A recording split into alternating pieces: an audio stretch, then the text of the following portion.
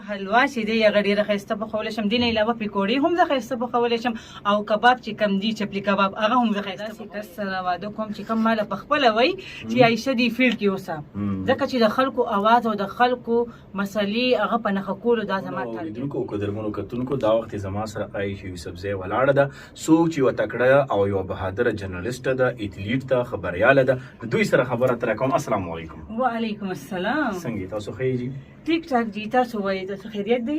عایشه تاسو خپل کیریئر د ایتلیټ په توګه باندې شروع کړی او تاسو د والیبال او د ایتلیټکس بهترین لوبغاړي وئ. د کالج په دور کې، د سکول په دور کې میډیا ته څنګه راغلو؟ زما د بچپن نه دغه شوق و ایاز صاحب چې ما ویل یو خو کس وي ټیلنټډ او یو وي ملټي ټیلنټډ. نو ما په هغه سټوډنټانو کې ځان نه اچولو چې صرف بس کتاب یې نیولی وي او رټه یا سبقونه ویل. ما به ورسره ګیم هم کول، ما به هغې هم ټایم ورکولو. سټډي او ګیمز ما دواړه روان کړي. خو چې زه کله مخکې راغلم نو زما شوق پیدا شو چې ما سره ډېر زیات نالج وي، زما نیټورکینګ د خلکو سره سټرونګ وي. ټیک شو عایشه تا خو چې دې سپورټس زده کو، تا خو تعلیم کوي، خو دې سره څه داسې لاره چارې خپلې کړه چې په هغوی کې ته مخکې لاړ شې، تا خلک وپېژنې او ته خلک وپېژنې. نو ما چې ډېر سوچ وکړو نو چې یوه ورځ زه ناست وم او په ټي وي باندې خبرونه لګېدلي وو. نو ما مې مور ویل چې ته به څه جوړېږي؟ نو خبرونو پسې هر خبر نه وي او هر خبر به نه وي. نو ما مور ته وویل مېل زه به ځم، زه به جرنالست جوړېږم دې سره. مطلب تاسو بیا پېښور یونیورسټي نه جرنالیزم؟ بیا د پېښور یونیورسټي د دې لپاره راغلم. ما 2 کاله هلته سبق وویلو جرنالیزم سره. خو چې څنګه ما په یونیورسټي کې قدم کېښودو، ما به یونیورسټي سبق هم ویلو، ما به ورسره چې دی خپل هغه هم کولو، سپورټس به مې هم کولو او د سره سره مې بیا د فریلانسر په طور باندې جرنالیزم شروع کړو مختلفو ادارو کې. خو نن چې دی زه یو مکمل پروډیوسر یم، جرنالیست یم. ها دا راته وایي چې پی ټي وي کې ستاسو څنګه ایکسپیرینس و، ریډیو پاکستان کې ستاسو څنګه زموږ مدر انسټیټیوټس دي هلته تاسو خبرونه ویل، پی ټي وي نیشنل باندې به تاسو راتللی، هغه څنګه تجربه وه؟ ایاز صاحب که زه در سره دغه تجربه شیر کوم نو یقینا چې زما پی ټي وي ته راتګ چې دی، زه لاړم یونیورسټي ته. زه په یونیورسټي کې ناست وم نو د ریډیو پاکستان څخه کسان راغلل. هغوی دا وویل چې موږ ته نوي آرجز، نوي نیوز کاسټرز، نوي خلک پکار دي. که هغه موږ ته په ایډیټینګ کې فیلډ کې هم دي انجینیر، هغه هم موږ اخلو. نو چې زه لاړم نو ټولې جینکۍ چې دی یو سایډ له ولاړې وي، نو هغوی ډېرې پر اعتماد او پر امید وي. هغوی وایي چې موږ خو به ځو او موږ به جوړ شو. زه یېرېدلې وم. ما ویل زه به څه وایم دننه، ما ته بالکل آیډیا نه وه، بلینک مایند و. نو په دې وجه چې دی خو بیا هم زه هلته کې زما یو فرینډ و، هغې ته ما وویل، هغې ریډیو کې مخکې کار کړی و او په زموږ سینیر هم و. هغه را وویل چې عایشه بس لاړ شه دننه او الله نوم واخله چې څه ته وایې هغه ووایه، خو بس د ویلو انداز باندې خالي فوکس وکړه چې ته څه وایې. زه لاړم، ما دننه اډیشن ورکړو. بیا ما راوي ریډیو پاکستان ته راشه. زه ریډیو پاکستان ته لاړم، هلته ما اډیشن ورکړو. نو ما د نیوز اډیشن هم ورکړو، ما د ډرامې اډیشن هم ورکړو. خو زما چې دی سلیکشن د ډراما اډیشن دپاره وشو. بیا چې دی ما ته هغوی ویلي چې یاره، ما ورته ویل یاره زما شوق دی چې زه نیوز کاسټر جوړ شم، زه جرنالیست جوړ شم. نو بیا هغوی ما له ویل چې راشه په نیوز کې ته دوباره اډیشن ورکړه. بیا چې ما نیوز کې دوباره اډیشن ورکړو نو لږ محنت هم وکړو، څو میاشتې. بیا هغې نه پس زه راغلم او نیر ما هلته نیوز ویل چې کله زه بیا په یونیورسټي کې هم همدغه شانتې بیا پی ټي وي والالم چې پته ولګېده. نو پی ټي وي والاو چې دی هغې زه راوچته کړم او راغلل او سکرین باندې راغلم. نو هلته کې هم داسې تجربه وه، سکرین وه، فیز ایکسپریشن څنګه پکار دي. فیز ایکسپریشن یو نیوز وی، هغه سره به غمګین کله وي، هلته به خوشحالېږي ورسره کله. ساز نه که نه. دا راته ووایه چې ډېر ټف لایف دی ستاسو جرنالیزم دی کې. حقیقت دی ټول ورځ خبرونه، ټوله ورځ به مطلب دی خبرونه، خو د غم هم ډېر زیات کېدي چې خوشحالۍ خبرونه خو ډېر کم موږ ورکوو که نه، د غم خبرونه زموږ سره ډېر وي.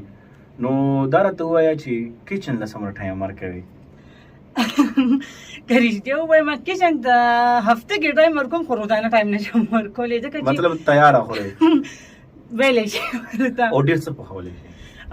ډېر چې کله زما خپله چوټي ورځ وي یا زه کله کارونه نه لږ اوزګاره یم کور کې یم، نو زه سویټ ډیشز زیات پخوم. زما خپل هغه سویټ خوراکونه ډېر خوښ وي. نو په هغې کې چې دی بیا زه حلوا چې دی هغه ډېره ښایسته پخولی شم. دې نه علاوه پیکوړې هم زه ښایسته پخولی شم او کباب چې کوم دي چپلي کباب هغه هم زه ښایسته پخولی شم. نو دا به کله خورو؟ دا چې کله تاسو ووایئ د نن نه علاوه چې بیا کله مو ووایئ. ها میوزیک څومره اورئ؟ آیا جرنالیستان میوزیک اوري؟ تاسو څومره اورئ؟ جرنالیستان خو تاسو چې څنګه وختي خبره وکړه چې داسې نیوز ورکوي چې خامخا هغه نه د انسان سایکي په خپله هم ډېره زیاته متاثره کېږي.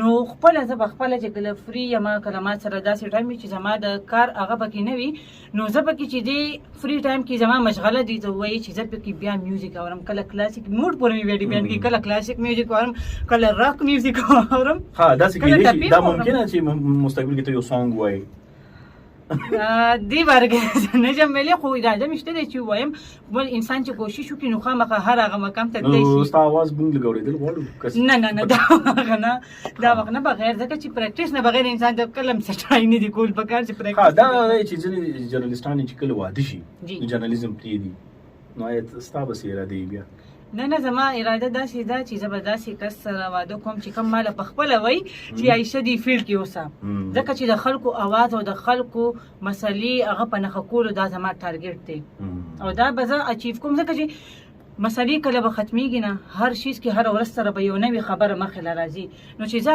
ما اراده د دې شیز کړې ده نو زه دې شیز نه بیا قدمونه نشم وروسته کولی مطلب تاسو به داسې کس سره واده کوئ چې هغه تاسو ته جرنالیزم فیلډ کې مطلب تاسو باندې بندیز نه لګي بلکې چې ما هم سپورټ کوي دې فیلډ سره د پاکستان کومه علاقه ډیره خوښه ده د پاکستان د ما ټولې علاقې ډېرې خوښې دي پاکستان کې ډېر ځایونه دي ښایسته دي خو پخپله زما بیا زیاتره داسې ځایونه خوښې چېرته چې شینکۍ ډېر وي غرونه وي نیچرل بیوټي وي کپړې خو تا تورې چولې دي نور داسې کوم رنګ ستا ډېر زیات خوښ دی کلرونه چې دی کم کلر چې د انسان باندې سوټ کوي اول خو زما هغه خوښېږي مخامخ چې وګوري چې یاره تعریف یې کول پکار دی چې انسان سره ښه ښکاري خو که زما وګوري نو بیا د جینکو دپاره چې دی بیل کلرونه مې خوښېږي او کم چې هلکان دي اکثر د خپل کور کې ورور ته هم وایم نو زه وایم چې د هلکانو سره زه ورور ته وایم چې هلکې نو کریم کلر یا وایټ کلر کاټن دا زیات سوټ کوي زه سره خو ځان دپاره چې کله خوښوم نو یا بلیک خوښوم یا پینک خوښوم او یا لایټ بلو شانتي خوښوم خطره ته وایي چې اوس تاسو ته د خیبر پښتونخوا د اتلیټیک اسوسییشن کې یو اهم ذمہواري ترلاسه شوې دي تاسو د زنانو لپاره نایب صدر ټاکلی شوی د صوبې په سطح د دې لپاره مختصر تاسو وایي دا زما لپاره ډیره د قابل عزت او د فخر وړ خبره ده چې په دومره کم ایج کې ماله چې کوم زموږ تنظیم دی د کم کې چې ماله یو لوخه عهده میلاوه شوې ده هغوی ماله دومره اپرچونټي دومره سپیس راکړو یو پلیټفارم یې راکړو چې راشم او زه د نورو جینکو دپاره هم څه وکړم په دې کې زما خپل چې کم ایم کم بیسک مقصد دا دی چې کله زه په سپورټس کې هم نو ما ډېرې داسې جینکۍ لیدلې وي چې هغوی کې پوټنشل و هغوی کې صلاحیت و خو څه داسې ریزنز و چې هغوی مخکې نه شوې راتلې نو زه وایم چې کوم هغه ریزنز دي هغه ختم شي او هغه جینکو ته مخکې راشي مختلف کالجز کې یونیورسټیز کې سکولز کې چې کوم واړې واړې جینکۍ کم عمره جینکۍ دي هغوی له موږ دومره سپیس اپرچونټي ورکړو چې هغه راشي او خپل ځان دپاره څوکي خپل قام دپاره څوکي خپل ملک دپاره څوکي لاست کې په اخره کې زما یوټیوب چینل ایاز رضا افریدي افیشل ته د دې کتونکو ته څه پیغام ورکول غواړي